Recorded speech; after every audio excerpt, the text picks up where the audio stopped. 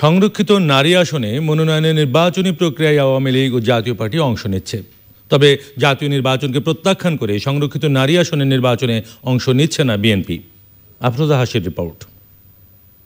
জাতীয় সংসদে 50টি সংরক্ষিত নারী আসনের মধ্যে আনুপাতিক প্রতিনিধিত্ব পদ্ধতিতে এবার আওয়ামী লীগ 43টি, জাতীয় পার্টি 4টি, বিএনপি 1টি, ওয়ার্কার্স পার্টি 1টি ও স্বতন্ত্র প্রার্থীরা জোটবদ্ধভাবে 1টি করে আসন পাবে। এরই মধ্যে এই সংরক্ষিত নারী আসনে মনোনয়ন ফর্ম বিক্রি শুরু করেছে ক্ষমতাসীন আওয়ামী লীগ ও বিরোধী দল জাতীয় পার্টি। যোগ্য প্রার্থীকেই মনোনয়ন দেয়া হবে বলছে জাতীয় পার্টি।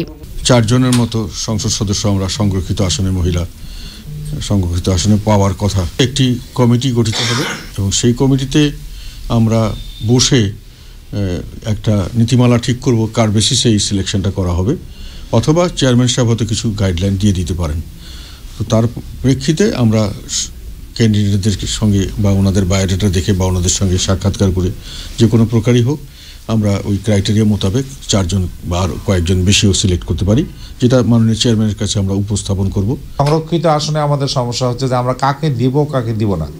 এটা যদি ওনারা নিজেরা নির্বাচিত হয়ে আসতেন এলাকা থেকে, তাহলে আমাদের মাননীয় চেয়ারম্যান কিংবা প্রেসিডিয়াম সভা করে আমাদের এই সিদ্ধান্ত নিতে হতো না। এটা আসলে অনেক সংখ্যায় কম, কিন্তু নারীরা তার থেকে অনেক বেশি। আমাদের জাতীয় পার্টিতে নারীদের সংখ্যা অনেক বেশি, কিন্তু আমাদের সংসদে যারা আসবে তাদের একটা কোয়ালিফিকেশন, একটা মিনিমাম কোয়ালিফিকেশন তো থাকা উচিত। অন্যান্য দলের মধ্যে এ বিষয়ে প্রস্তুতি নেওয়া শুরু করেছে ওয়ার্কার্স পার্টি ও নির্বাচিত স্বতন্ত্র প্রার্থীরা।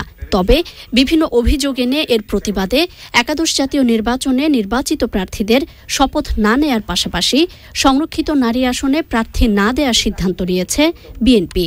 আমরা শপথ নিচ্ছি না, আমরা নির্বাচনকে প্রত্যাখ্যান করেছি।